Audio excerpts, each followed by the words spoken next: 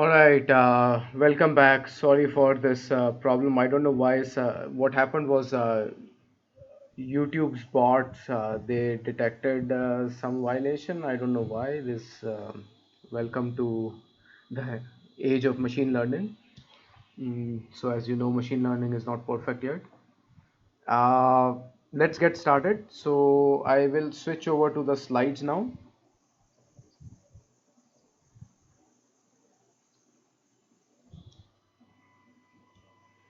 So as I was saying that earlier we had looked at dense neural networks. In dense neural networks we had let's say layer L, and this layer L has 5 neurons, and the layer L plus 1, which is the next layer, has 4 neurons. Then we will have 20 different weights, and these could be all different numbers. So every neuron in the previous layer will be connected to every neuron in the next layer, and then there will be 4 biases for all these neurons in the L plus first layer.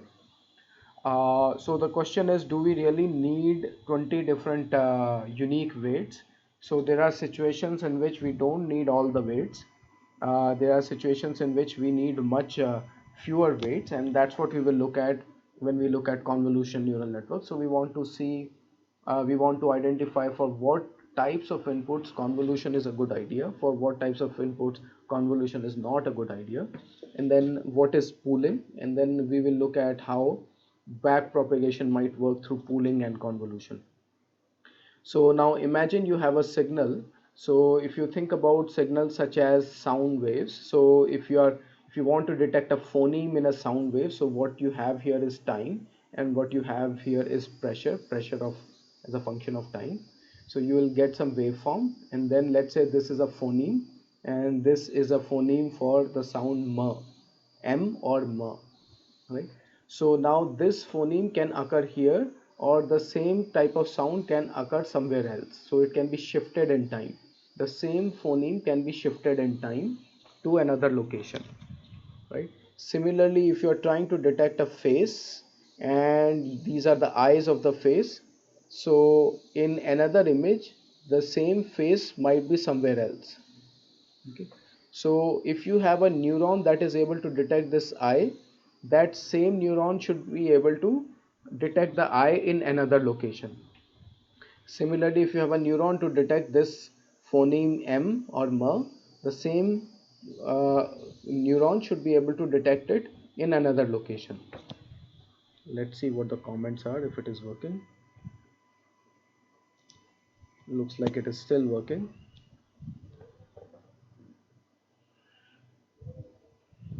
All right.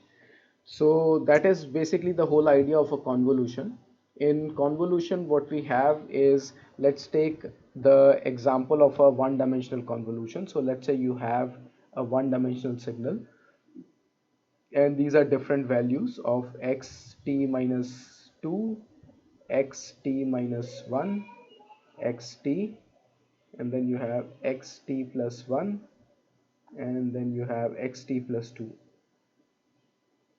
Okay, and dot dot dot, so you have xt plus 3, xt plus 4, etc., right? And let's say we want to detect a specific shape where the shape is something like xt is a high value, followed by xt minus 1 is a high value, xt is a low value, and then xt plus 1 is a high negative value, right? So this is negative, and this is positive, and this is nearly zero. Okay, so this kind of a shape basically captures a transition from positive to negative. And if we want to detect this, what we will do is we will take any three consecutive numbers, okay, and multiply it with basically the same shape. Take the sum product with basically the same shape. Okay.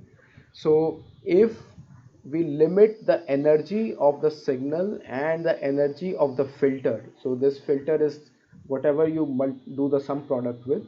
So let's say what I mean by limiting the energy is I take the square of this value. So I say that xt minus 1 squared plus xt squared plus xt plus 1 squared. Okay, if I add this up, take the L2 norm. Similarly, let's say these are three different weights, right? So you have uh, w minus 1 squared plus w0 squared plus w1 squared, right? So if I say that this is subject to be equal to 1 or equal to 1, then I can get the maximum sum product of the signal and the weight if they are exactly the same. So this is similar to having a largest cosine. So in largest cosine, let's say if you take the cosine of, let's say, this x and w, so x restricted to plus minus 1 around t, xt neighborhood of xt, and then and I take this its dot product, and then I divide it by the L2 norm of x and t in the neighborhood of xt, and the norm of w. So that will give me the cosine, right? So this cosine is maximum if both x and w are aligned in the same way. That means their first element is positive, middle element is almost zero, last element is negative. Okay. So this is something called a matched filter in signal processing theory. Matched filter. So the point being that if I want to detect this particular shape, but irrespective of location, I can shift this t left or right. Then what I will do is I will take the same shape and slide it across the entire length of the signal. And I need only three weights here, but I will first slide it in this window in these three numbers, then I will slide it in these three numbers and these three numbers, and then these three numbers, and then these three numbers, and so forth. So that is the whole idea behind convolution. Okay. Uh, so when we are doing this convolution, in basically what we do is when we take this sum product between x and w, or a window of x and w, then we will get multiple outputs using the same weight. So let me draw this more clearly. So let's say again you have these inputs. Now these inputs are x, and there are many of these, and I take some w. Let's say I take only 3 w's. Okay, so sorry, I take only 3 w's are on the arrows. Okay, so I call this w0, I call this w minus 1, I call this w plus 1. The reason I call this w0 is because this is like the central value, and I want to see how the shape varies around it. Okay, and this is some x indexed by t, and this is x t minus 1, and this is x of t plus 1. Okay, and dot dot dot, there could be many above this and many below this. Okay, so this could be a very long chain of, let's say, this is an audio signal, and this is your time axis. This is your time axis, and these are audio samples. So now with these three weights, I can compute some output. Now what I can do is I can slide this over.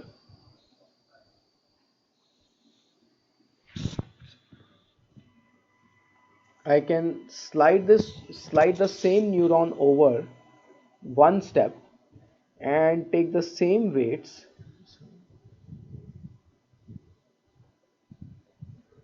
I can take the same weights and align this now to the next x to xt plus 1. Okay, so now again these are the same weights, w minus 1, w0, and w plus 1. Okay, and I can get another output. So this is output, let's say this was y, I will use l, so this xl, so I will call it x of l plus 1. Okay, and let's say this is t, so this is x of l plus 1. L plus 1 is the layer, the next layer, and this is t plus 1. Okay, so now these two are different. These are different not because the weights are different, These are different because inputs are different, weights are the same. When you are using the same weights and sliding the neuron over, that is called sliding neuron, is called convolution.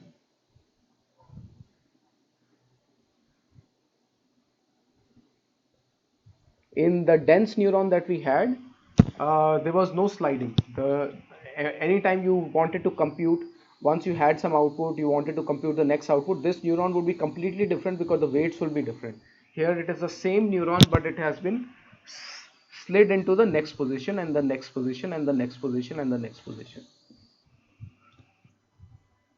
I will pause to see if there are any questions.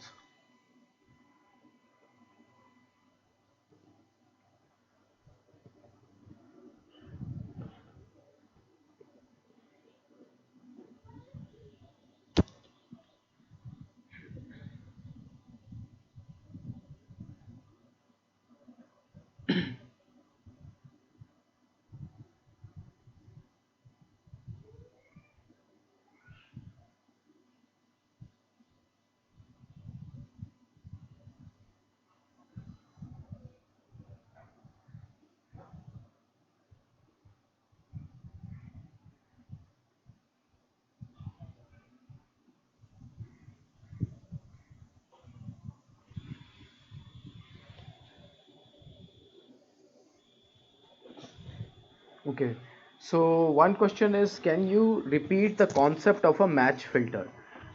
So the match filter concept is that the reason we do convolution is so these weights form a shape, right? So if we go back to this slide, I can plot these weights and I can form, let's say, this bar graph, and that basically forms a shape. So this shape is looking for the same shape in the input. That is the concept of a matched filter. Nothing more than that. So let's say if I had several different samples and one sample was negative, then I had a zero sample, and then I had another negative sample, right? And then let's say a lot of other samples. So let's say this is your X, right? And then you have W, which was whatever we had earlier, positive, zero, and then negative. Okay, and then you have dot dot dot, you have several other samples. So now if you take the sum product of these two, this will be a very low value. It will be a very low value, and it will be almost zero, right? So that means these two shapes do not match, do not match. Okay, similarly, if X was in completely opposite direction, then you will get a high negative response when you take the dot product. Basically, they will, the two vectors, the two three-dimensional vectors in this case, they will be in the opposite space, in the opposite directions in the three-dimensional space. So basically, whenever they are aligned in the same direction, that's when you get the maximum response, and that's the idea of a matched filter.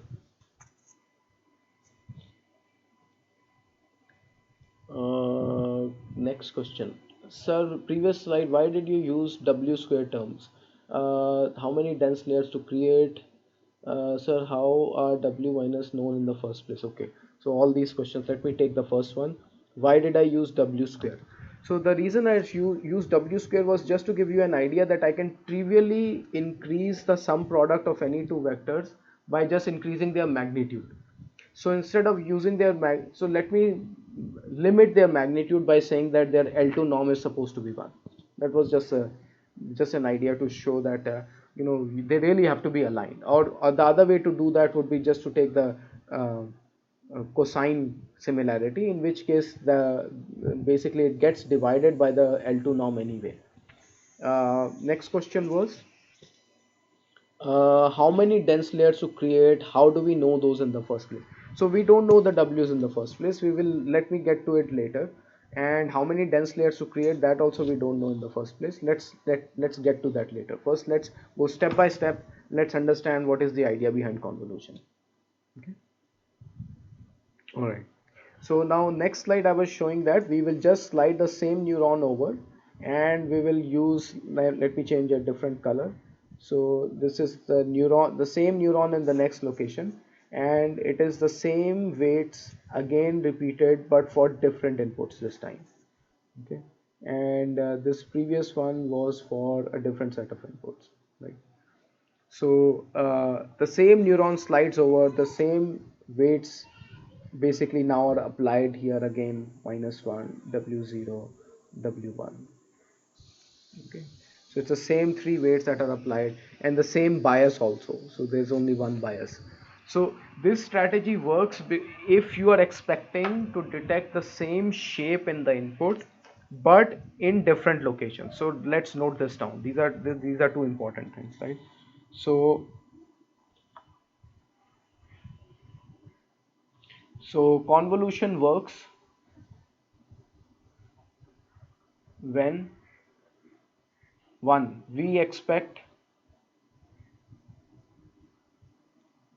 the same shape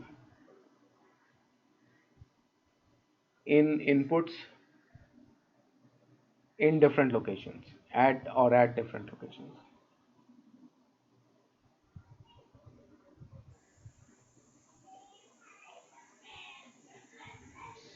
Okay, so it's actually not just one, it's that's what it is, right?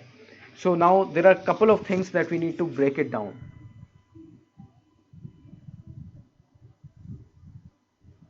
Okay, so one thing is that same shape and different locations. So what is a shape?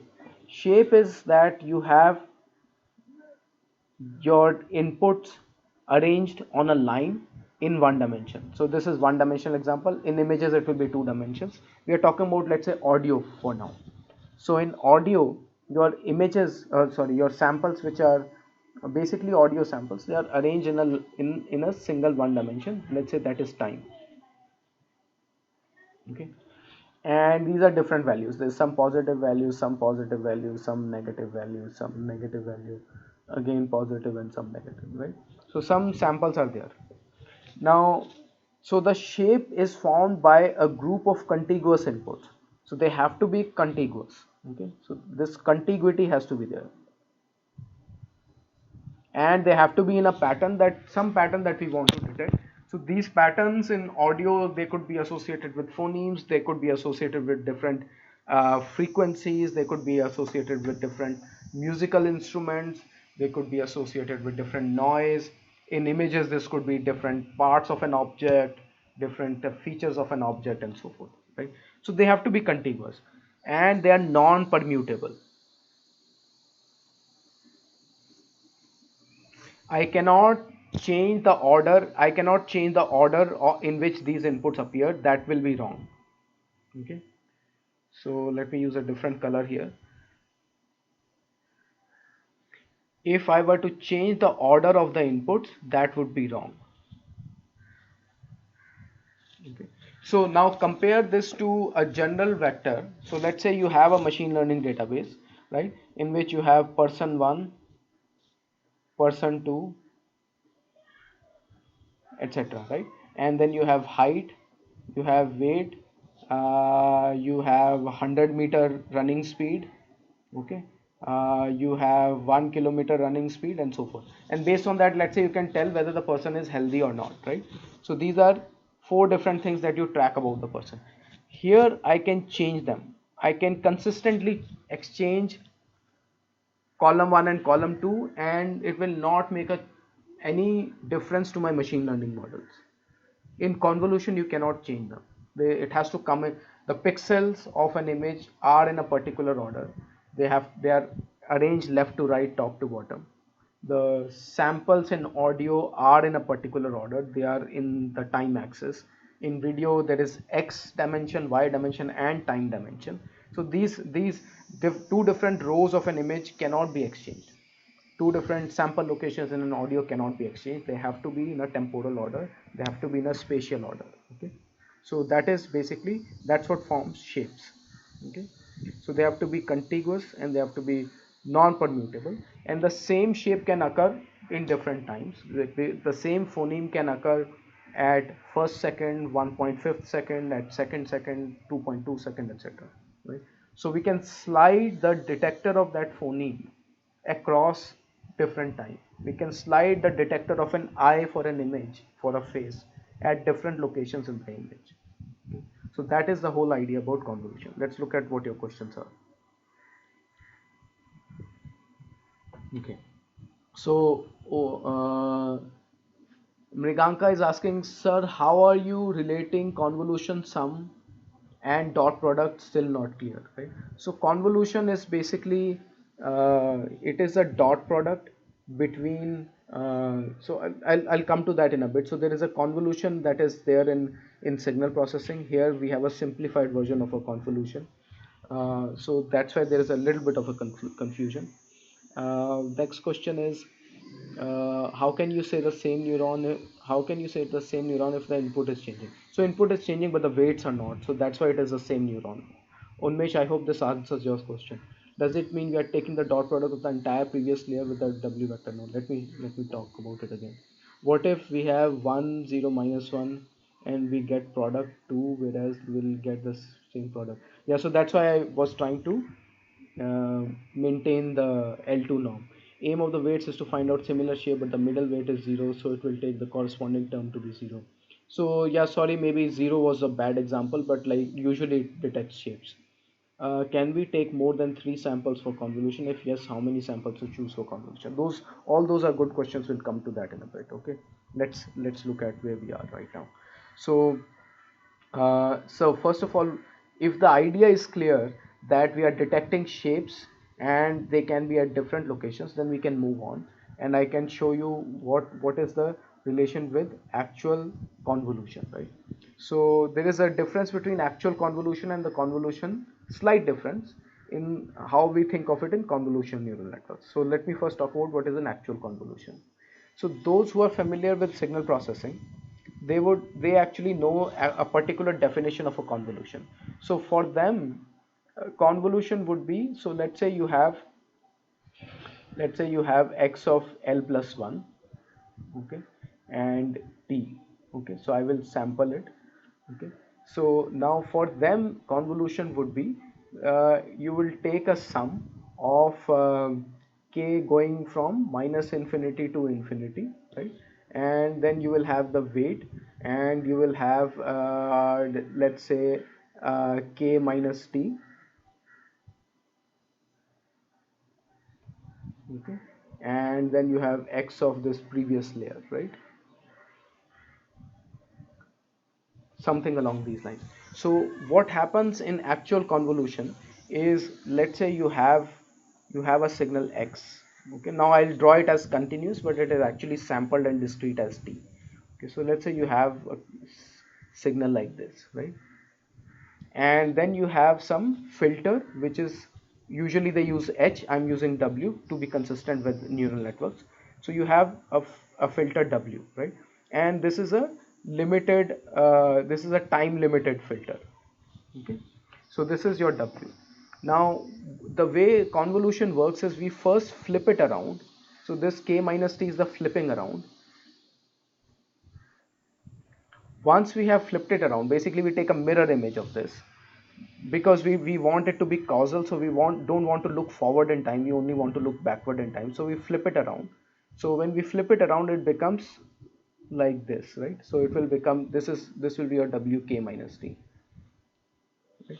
So once you have flipped it around, then at that time, then you can take this entire thing and put it at any, take the dot product, or some product with the samples of x with this at any location, and keep sliding forward, right? So this flipping around, that the mirror flip that is taken, that we don't really worry about in convolution neural networks, because uh, anyway we don't know what the weights are, right? These weights are randomly initialized, and the back propagation will actually figure the weights out, because it will figure the weights out, right? So it doesn't matter what the shape is, because the shape is yet to be determined all anyway.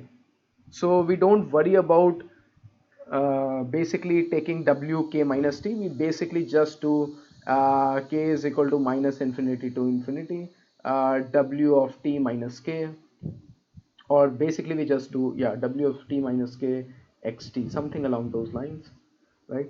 And because this is limited to only, let's say, 3 samples, all the other samples are 0. So basically it doesn't actually slide over the entire x. It only takes a sum product with 3 locations of x or 5 locations of x, whatever is the number of samples you have in w. So this sum is actually not even going from minus infinity to infinity. It is just going from, let's say, some minus n to plus n, right? And it is this wn, and you have x of t t plus n, something along those lines, right? So this term now is just the dot product. Okay, so that is the relation between dot product and the convolution from signal processing literature that you might have read about. It's basically the same operation. It's a sum product operation. So when you are taking this sum product and you are taking it over a small window of x, sum product over a sliding window of x,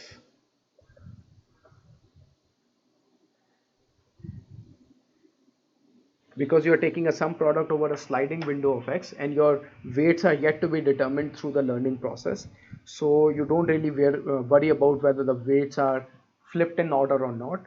So you just basically assume that we abuse the word convolution. It's actually basically just dot products, a sliding dot product. Is that clear? Let's see what your questions are.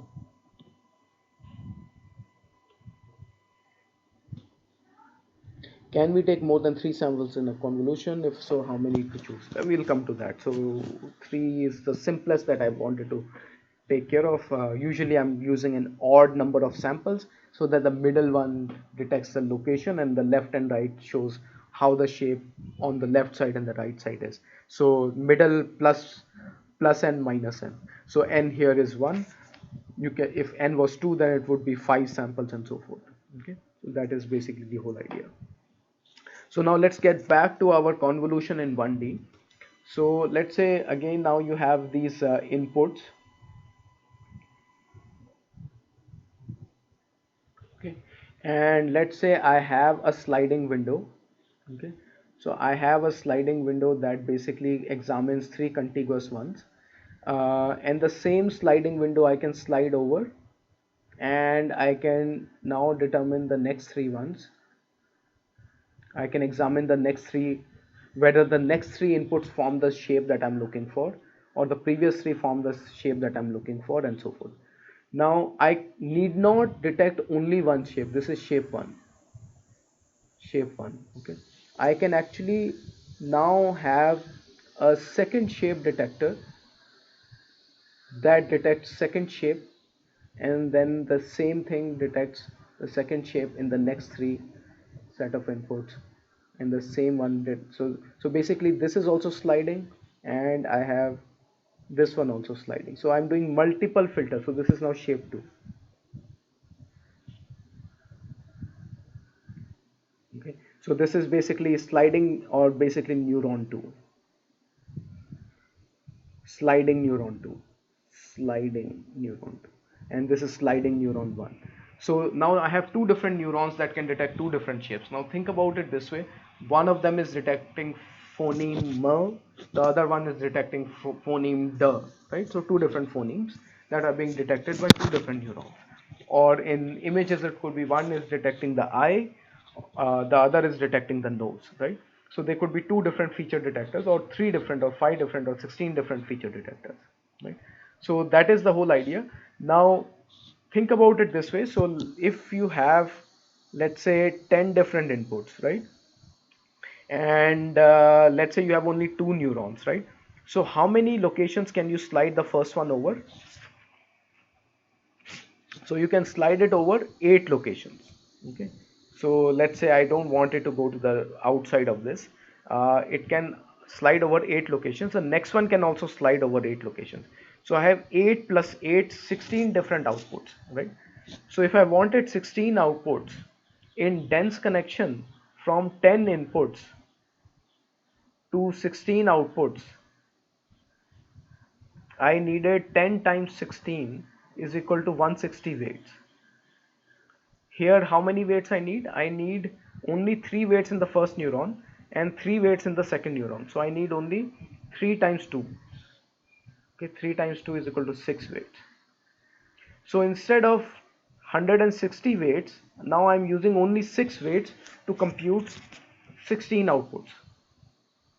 Okay, so I have reduced the number of weights by a lot. So my neural network doesn't have a whole lot of freedom. It doesn't have 160 degrees of freedom. It has only 6 degrees of freedom, ignoring the bias. If you have bias, then you have 160 plus 16, and here you will have 6 plus 2, right? So in that case I had 176 degrees of freedom. Here I have 8 degrees of freedom. So my degrees of freedom have reduced quite a bit, but that is not that big of an issue. The reason that is not a big of an issue is because I don't want to detect all different sorts of shapes at different locations anyway. I want to detect specific shapes at different locations, for which I need only few weights. Let's see what your questions are.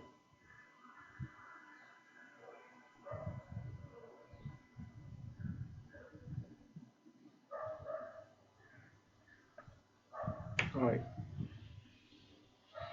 Questions about weight saving or multiple filters.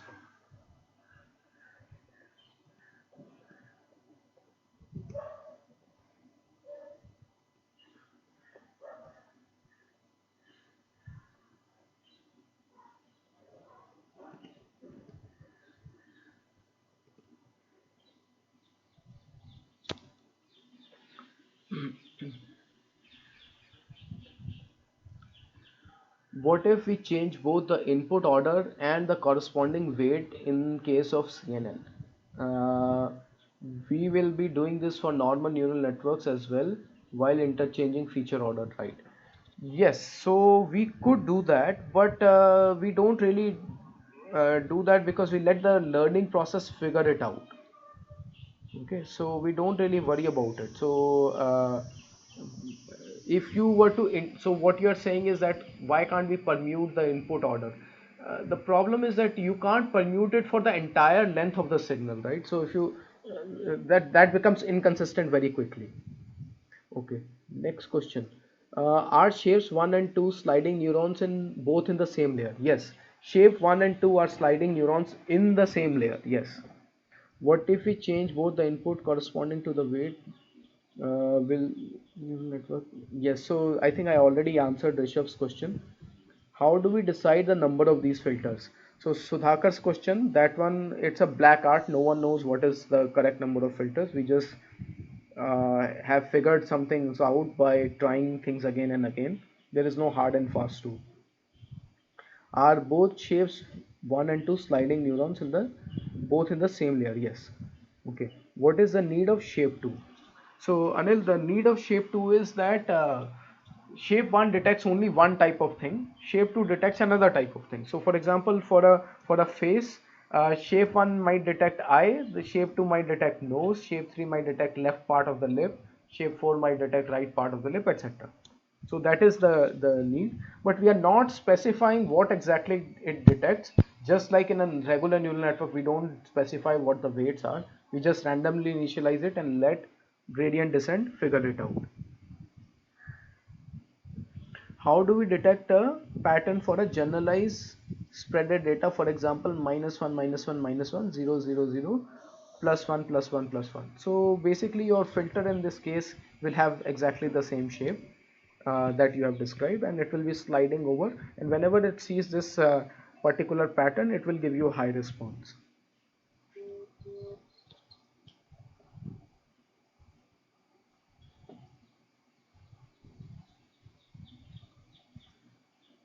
How are the shapes calculated in this? So the weights are not calculated, Janil. Weights are they will be learned through backpropagation. I'll come to that in a bit. Are CNNs mainly used for detection? They're used for a whole bunch of things. Let's come to what they are used for.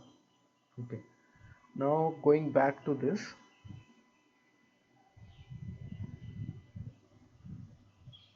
All right. So if you get the idea, so again clarifying that these two both are in the same layer, both neurons in the same layer.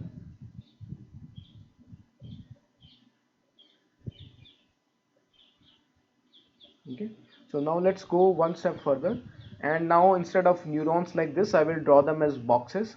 So pay attention. So again, continuing with one dimensional example. So this is dot dot dot, because this can extend in any direction. And now these are your samples. This is your input 1, input 2, input 3, input 4. These are xt, xt plus 1, etc., etc. Okay, so I'm dropping the index now. So these are the different ones. So now you have three different, let's say you have four different neurons. Okay, this is your neuron number 1. This has 3 weights and a bias. Then you have neuron number 2, okay, which also has 3 weights and a bias. Then you have neuron number 3, which also has 3 weights and a bias. And you have neuron number 4, which also has 3 weights and a bias. Okay, so okay, so now this one will align itself. Sorry, let me use the same color.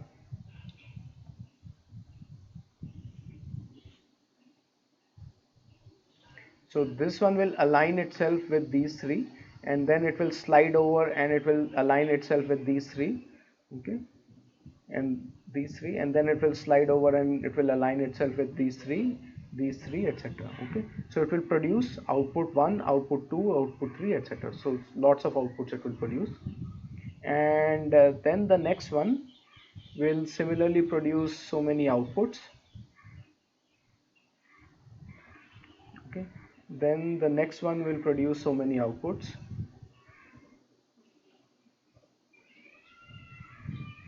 Okay, and then finally your next one will produce so many outputs. Dut, dut, dut, dut, dut, dut, dut. Okay, dot dot dot dot dot dot dot dot dot. So they keep producing all. They're all sliding over the input. Okay, so this is your input. These are your weights, and these are your outputs.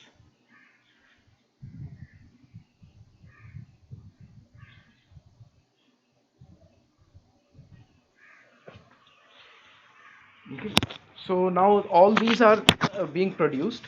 Okay, so now in your next layer, okay, so in your next layer what we will do is we will have a filter which will need to look at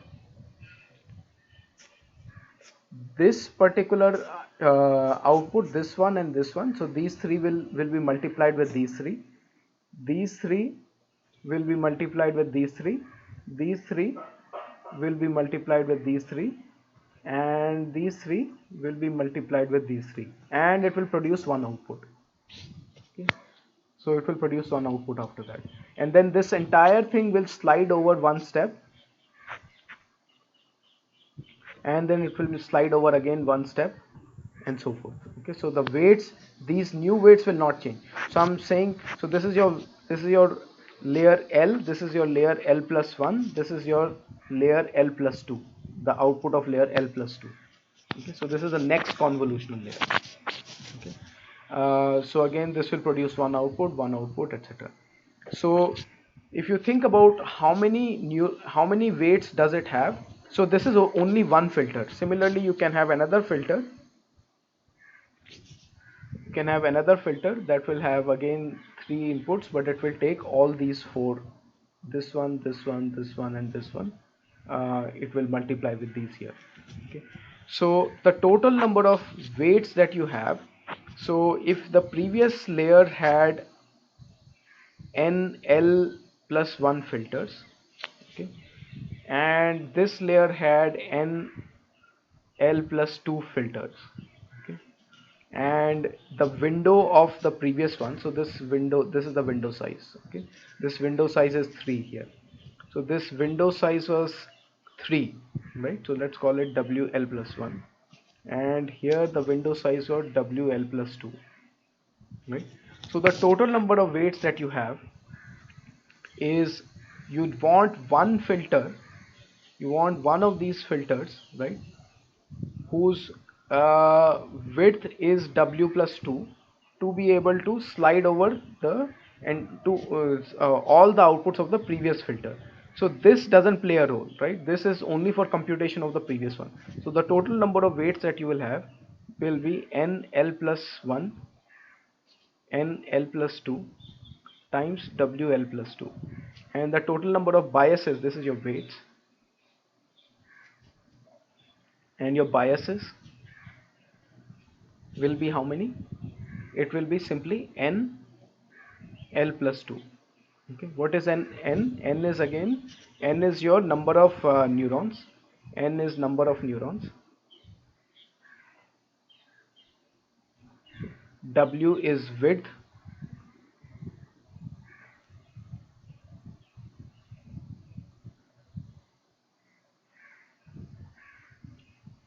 width or receptive field, it's called receptive field, receptive field. So W is your receptive field, that is this width, this is 3, not the weight W, but the width W. So this is the total number of weights you will have, this is the total number of weights, and this is the total number of biases that you will have for going from layer L1 to L to produce the output for layer L plus 2, for L plus 1 to L plus 2. Okay, let's see what questions you have.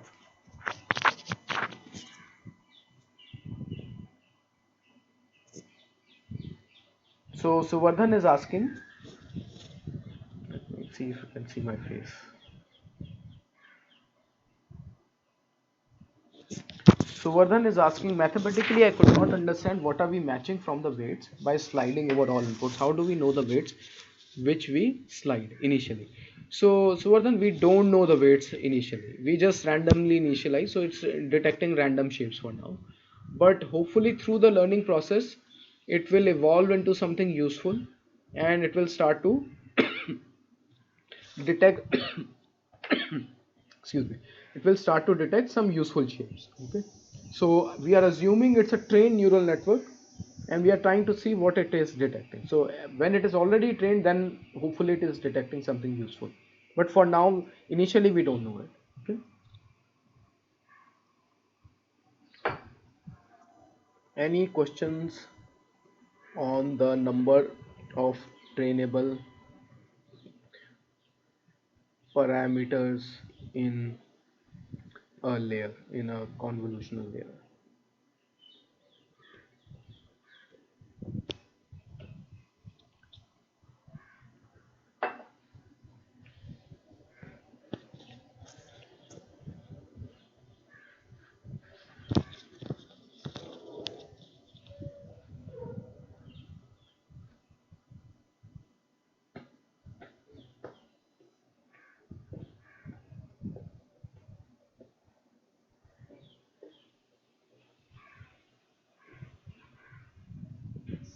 So learning process, I will come to the learning process.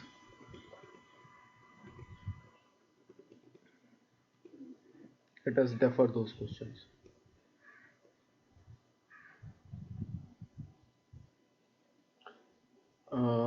Sir, shouldn't it be NL plus 1, WL plus 1 plus NL plus 2? No, no, no. So, sort of the WL plus 1 is only for the previous layer. It's not for this layer. So the number of weights that you calculated for the layer. Okay. All right. So let's come back to the repeat of the number of layers. Okay. Let's go back here.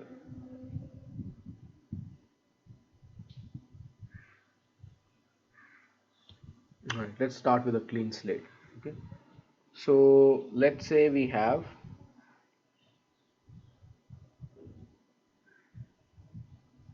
uh, so first of all let's introduce a new concept, right?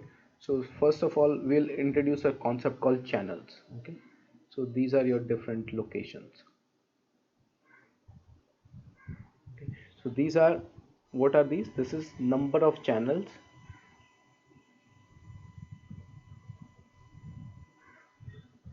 in layer L. Okay, so what is number of channels? So let's say this was produced by a previous set of inputs, okay, previous layer, and you can think of it channels as red, green, blue. In colored images, you can think of channels as different MFCC coefficients for different windows in audio and so forth, right? So let's say, as so this is your time, right? Time or space.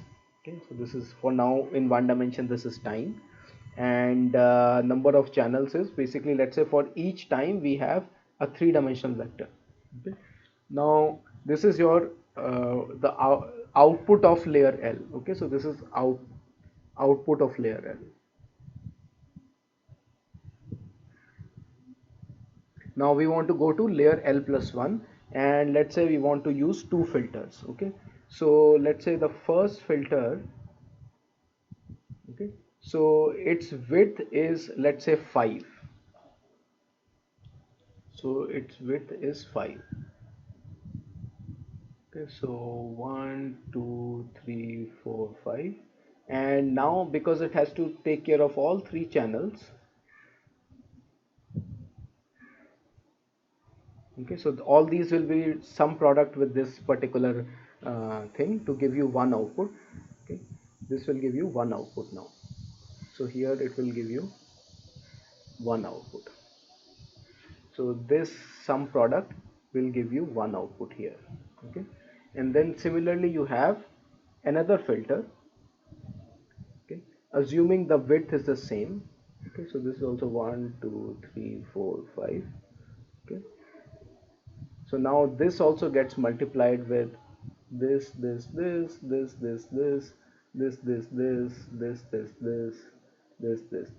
so these get multiplied with this some product. Okay, and then what you get is a number here, an exact number here, the same number here. Okay, and then we slide them over, and then we get the next number here, and when we sorry, different color, so we slide the red one also over by one step, we slide this also by one step, and we get the next number, right? So similarly we get a lot of these numbers for next layer. So this is going from layer L to L plus 1. So this is output of layer L, this is output of layer L plus 1. Okay, and this one has a bias, this one also has a bias. Okay, so how many trainable parameters does it have? This has, now you have two filters.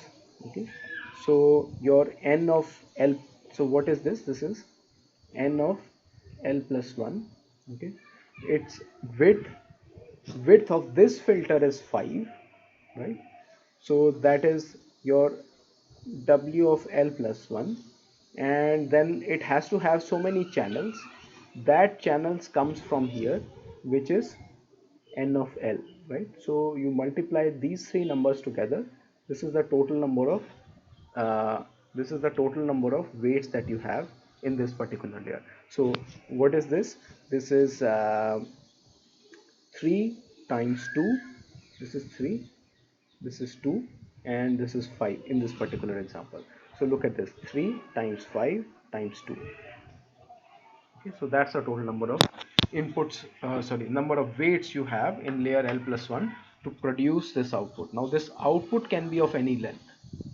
Okay, all you need is 5 times 2 times 3, which is 30 weights. You can produce as many outputs as you want. The output differs because this sliding window is changing the input to the neuron. The neurons weights themselves are not changing. Okay, so that is the whole idea of convolution, that the weight of one particular neuron doesn't change. Only the weights of this neuron and this neuron are different, but the same neuron, when it slides over, it doesn't change. Let's see if that is clear.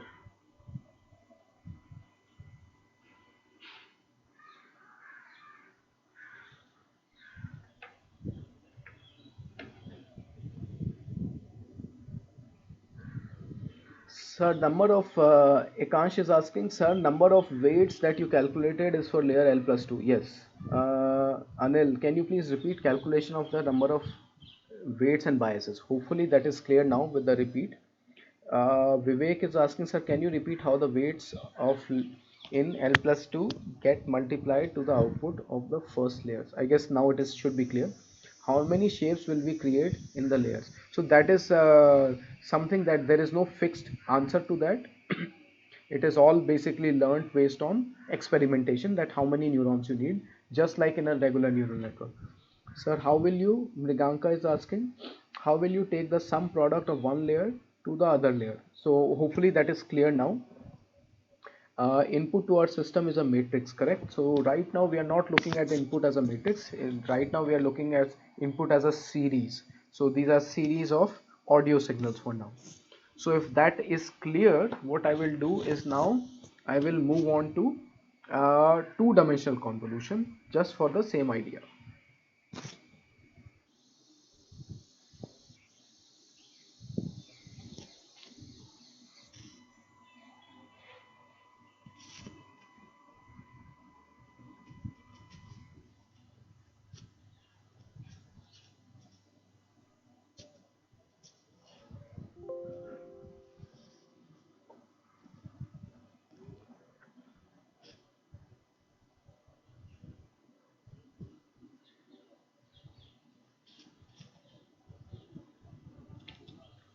So for two-dimensional convolution, the idea is the same, but except for sliding in only one direction, we also slide in a second direction. So this same filter that you have will slide here, and it will also slide here. Okay? So it will fill these numbers as well as these numbers. So that's a two-dimensional convolution. So you look at this particular shape. This particular shape is it has a 5 in the middle and -1 in the on the corners. It is trying to find whether you have an isolated dot in the middle surrounded by low numbers. Isolated bright dot surrounded by low numbers. So whenever it finds that, it will give you a high response. So now let's look at this. For example, wherever it gives low response, so that low response corresponds to this 3. This is not a high number that is surrounded by small numbers, but if you look at something where it gives you a high response, let's look at the animation again.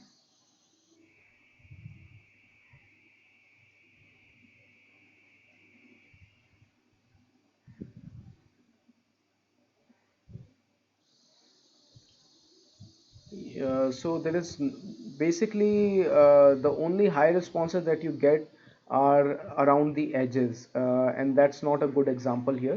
But let's say you had a high response here.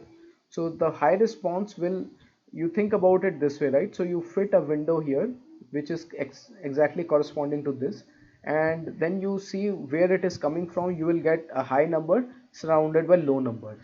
Only then you will get a high response. So basically that is what it is detecting. Just an example.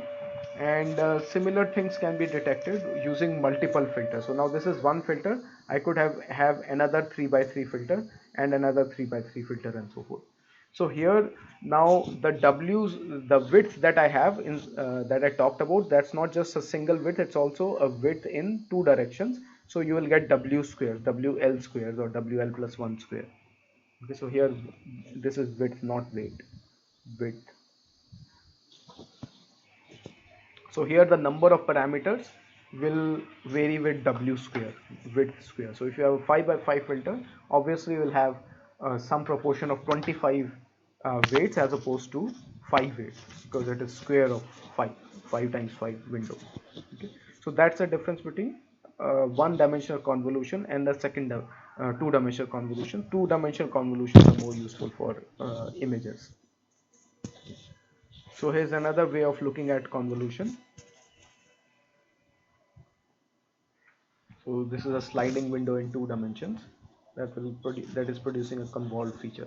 So one thing to note is that, let's say if your filter is of size 3 by 3, question is, so this central pixel you are aligning with this central pixel to see whether you can detect the same shape here that you have in the filter.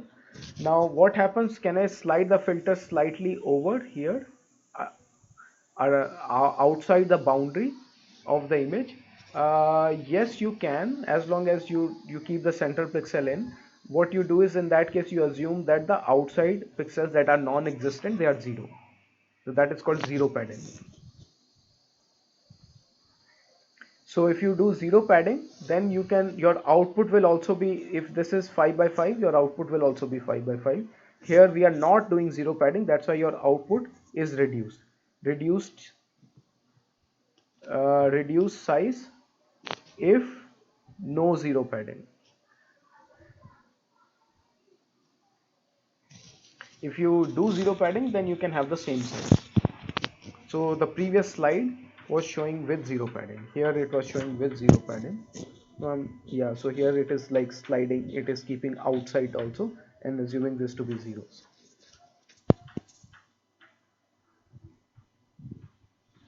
Let's see if you have any questions.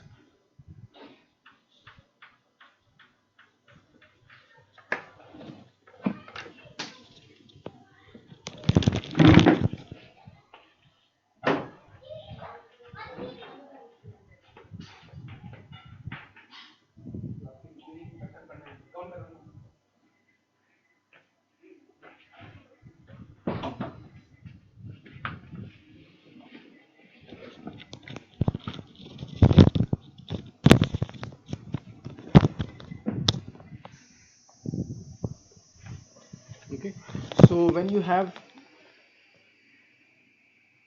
yeah, so zero padding means that your filter, when it reaches the edge of the signal, then can it go outside or not? Basically, that is the whole idea about zero padding. If it cannot go outside the signal boundary, then there is no zero padding. If you want it to go outside the signal boundary while still keeping the center of the filter on the image or on the previous input, then you will use zero padding. Okay, so that is the difference.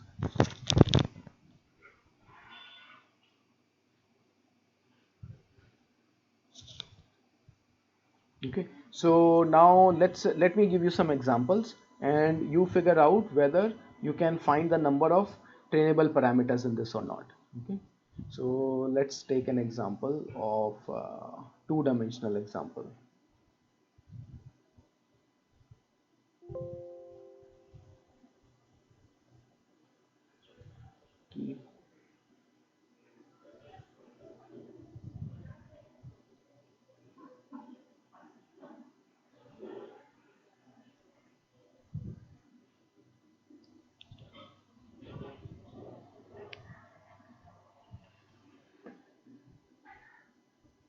Okay, so now let's take a two-dimensional example. Okay, so let's say you have an input. Okay, this is of size 100 by 100. Okay, and then it also has different channels. Okay, RGB channel, so there are three channels. Okay, 100 by 100 by 3, and on this you have a filter of size 5 by 5. So first of all, this cannot be simply of size 5 by 5. What you will need is, you will need 5 by 5 by 3, because it has to also take into account all three channels. So let's say there are three of these, and let's say there are four such filters.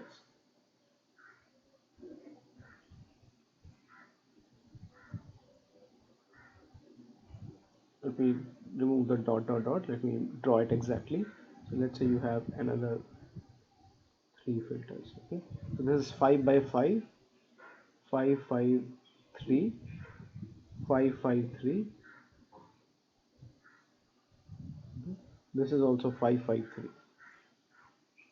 Okay, so what will be the output of this? So with zero padding, the output will be 100 by 100 by 4, because there are four filters, each is producing one feature map by 4. Okay, this is with zero padding. With zero padding, without zero padding it will be slightly less. Without zero padding it will be 100 minus 4, 100 minus 5 plus 1. So 96 by 96 by 4. Okay, because it cannot go, the filters cannot go outside the boundary, they have to stay inside the 100 by 100. So how many locations can you fit a 5 by 5 filter in a 100 by 100 grid? You can fit it in 96 by 96 locations. So that's what it will be. So we are not considering that. So let's say we are not considering that. This is without zero padding. Without zero padding. For simplicity, we are considering zero padding. Okay. Now how many parameters does it have? This particular convolutional layer, how many parameters does it have? Weights are 5 by 5 times 3 times 4. Okay, so weights are 5 by 5, that is w squared, times 3, which is nl, and then times 4, which is nl plus 1. Okay, and biases are 1 2 3 4. Biases are only 4. Number of weights, number of biases.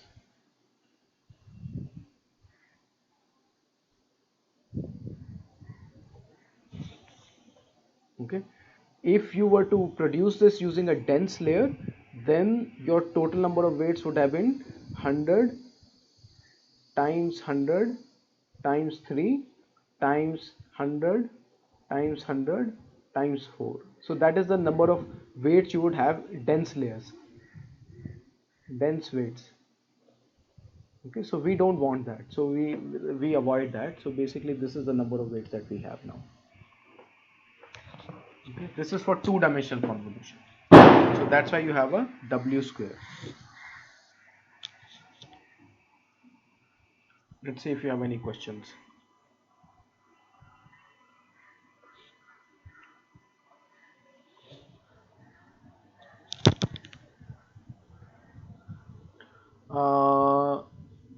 Anurag is asking, can the padding have value other than 0? It can, theoretically, but practically we never have padding other than 0.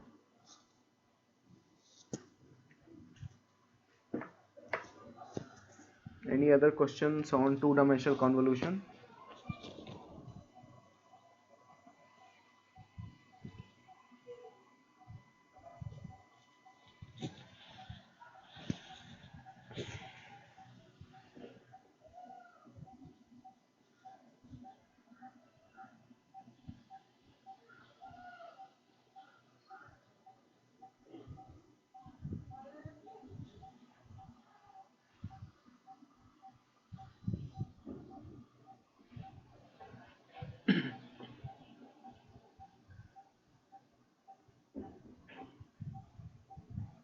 So what do you mean by channel? So that is what Mriganka is asking. Channel means the number of neurons in the previous layer. Okay. Or if it is an input, it is the dimension of the input vector at each location. For example, in images there are pixel x and y location, as well as 3 channels: red, green, blue.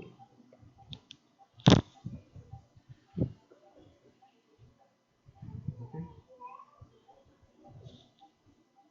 All right. In the inner layers, so let me come to that. What channels mean in the inner layers?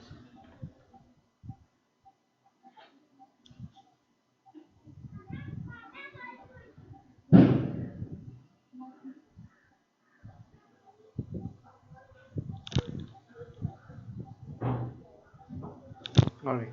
So these are 4 channels.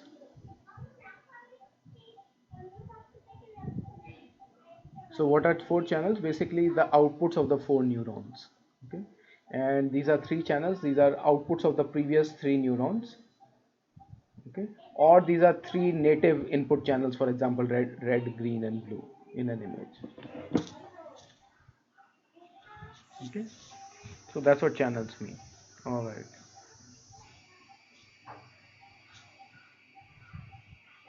Okay. So this is the whole idea about a convolution layer. One thing that I missed here is that when you're computing a particular output here, right? So this output is based on a 5 by 5 window here. This is 5 by 5 and this output is 1 by 1. So this 5 by 5 gets multiplied with this 5 by 5 by 3, this 5 by 5 by 3.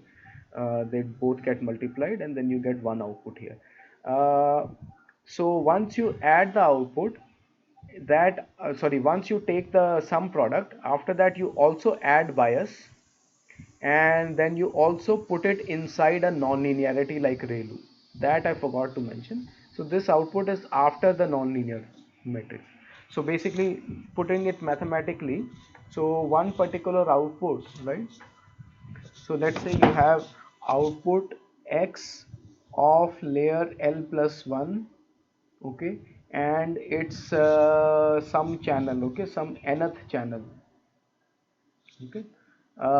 So it's nth channel and its index is I comma j, okay.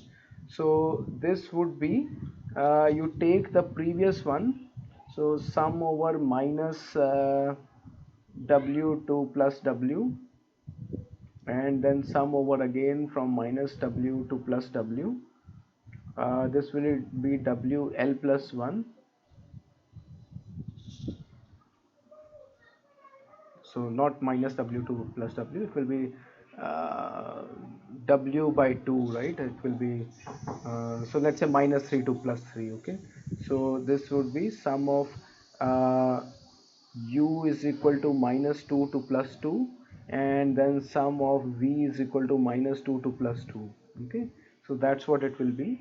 And what you will have is you will also have the number of channels, so you will also have a sum over um, the channels, which will be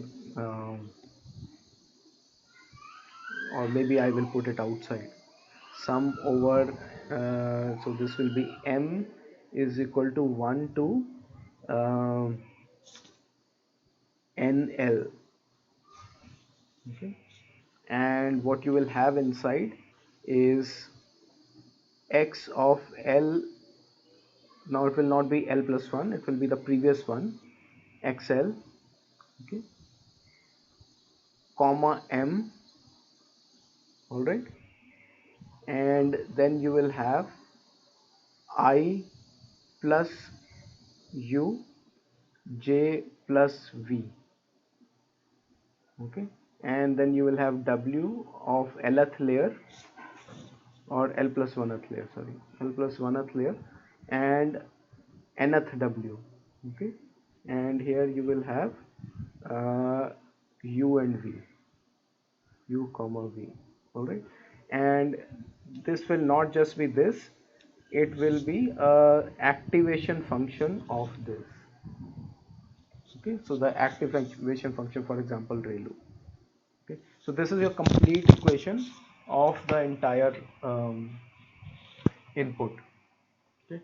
So let's see, where is your m? Yeah, so m you will iterate over m also, m channels, okay, right. So this should clarify exactly what the operation is. This is your conv operation in 2D, in 2D.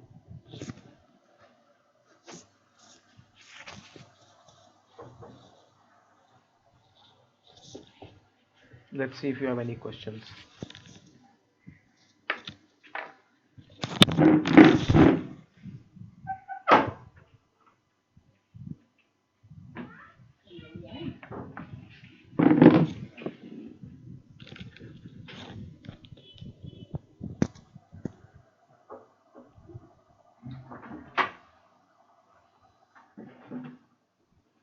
So let's look at some questions.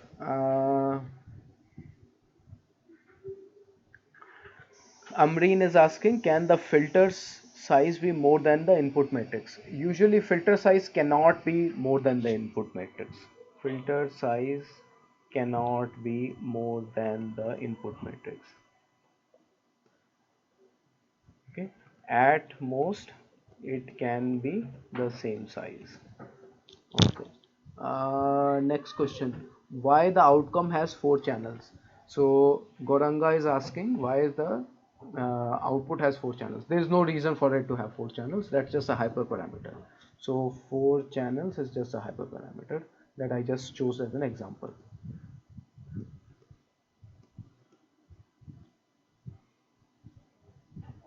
Because the layer has four neurons,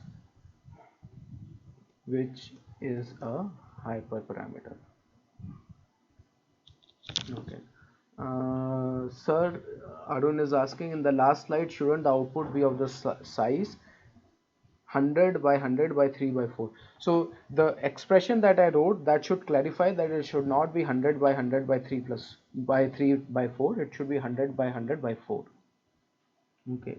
Saurabh is asking, shouldn't there be a summation over all channels since we are calculating the output of a particular channel? So yes, that should be clarified in my expression that I showed in the last slide. Anil is asking, what is J in the equation? J, which equation? Let's go back. Yeah. So in this J is, what is J? So I is, let's say, row of the image, row, and this is J is the column of the image, because this is a two-dimensional map. So we have rows and columns, but we also have channels. So this is your channel. Similarly, here we have row, column, and we also have channel. Okay, channel here is M.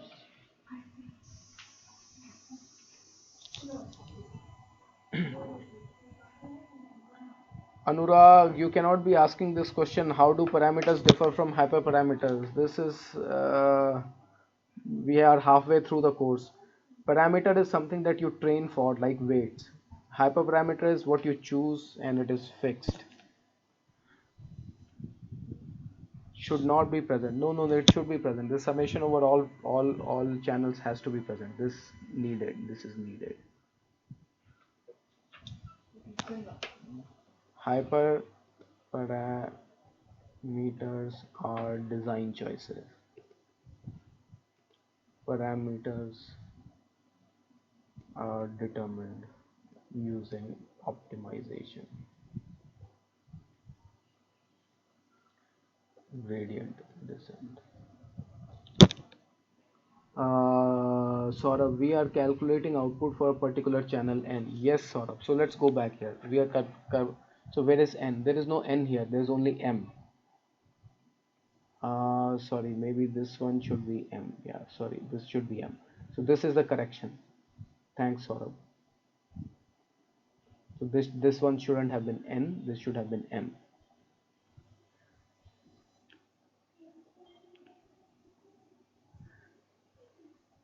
Oh, hold on a second. Hold on a second. What did I do? So there is, you know what, let me write this again. So let's do this again. This is not completely correct. Or let's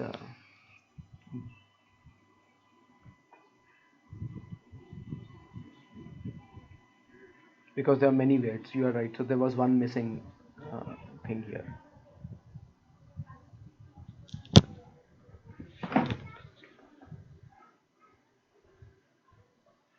Okay, so basically what you have is you have x, okay, and x is at location I and j.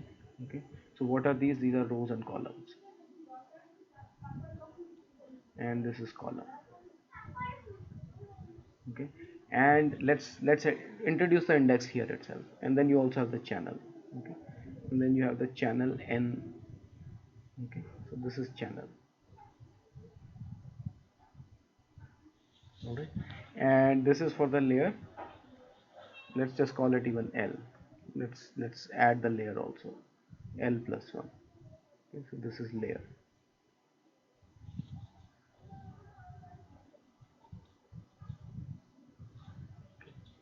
So now this is based on some activation function. Okay, within the activation function you will basically be doing uh,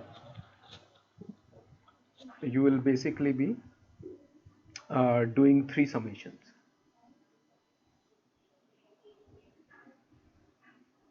Okay, one will be in the x and y direction, that is, let's say u is equal to minus 5 minus 2 to plus 2, it's a 5 by 5 filter, and then v is equal to minus 2 to plus 2. Let me write it clearly.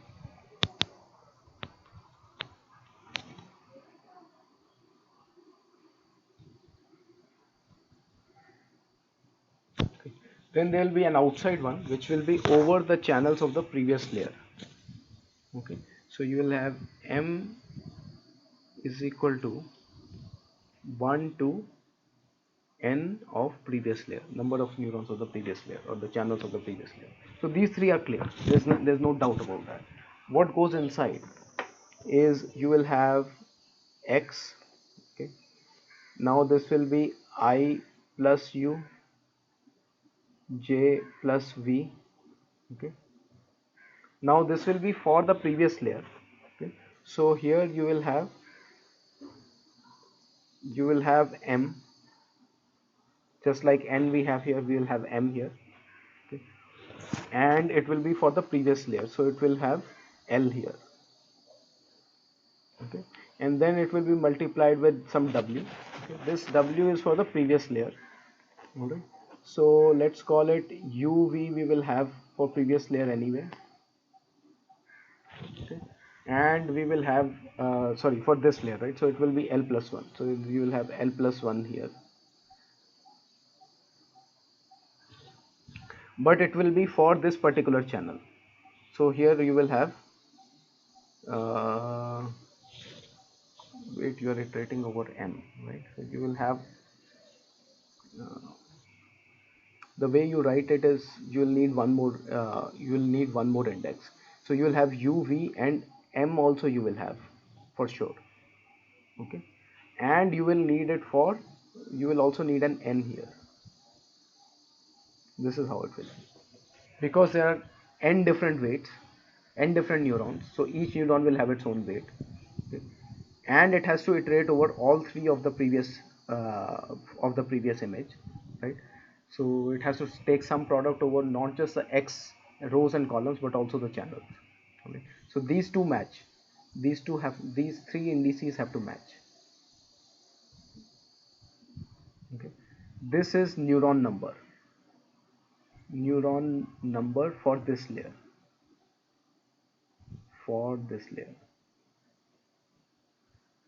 and this is your layer index. Is that clear now? I hope this is clear. Let's get back to the questions and we'll wrap up for today.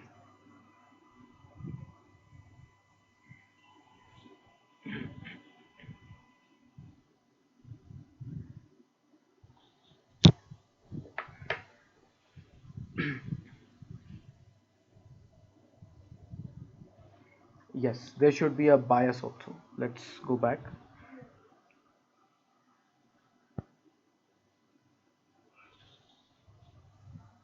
Yes, what is missing here is we are also missing a bias. So plus b of now this bias will be only for the neuron. So this will be for the nth neuron in layer L plus 1.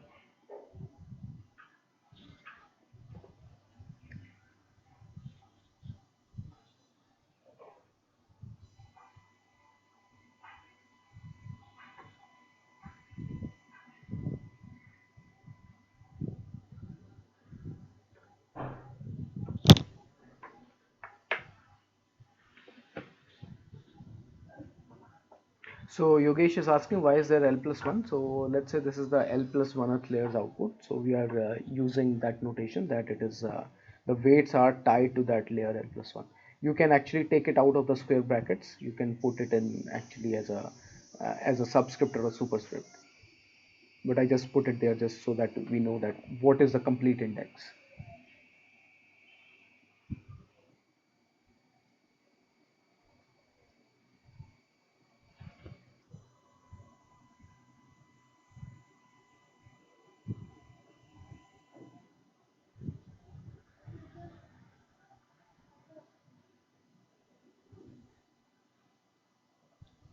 Any other questions for today?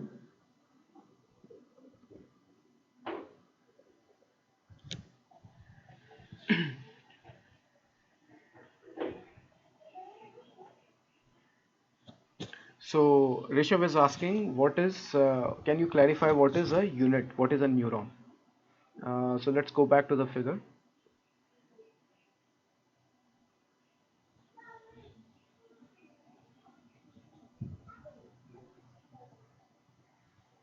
Right. So let's change the color. This is a neuron.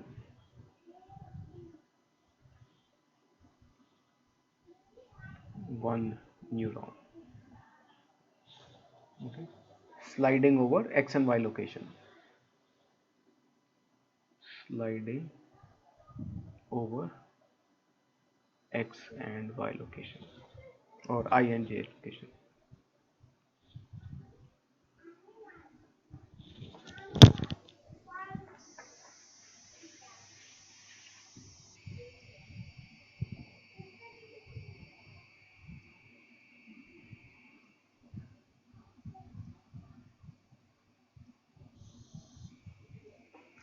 Clear?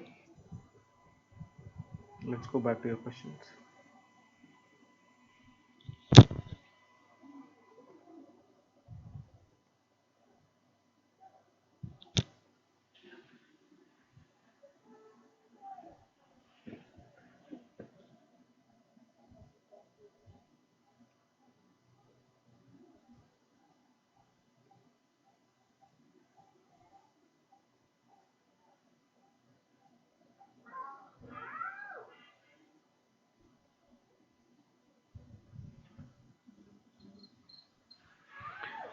All right.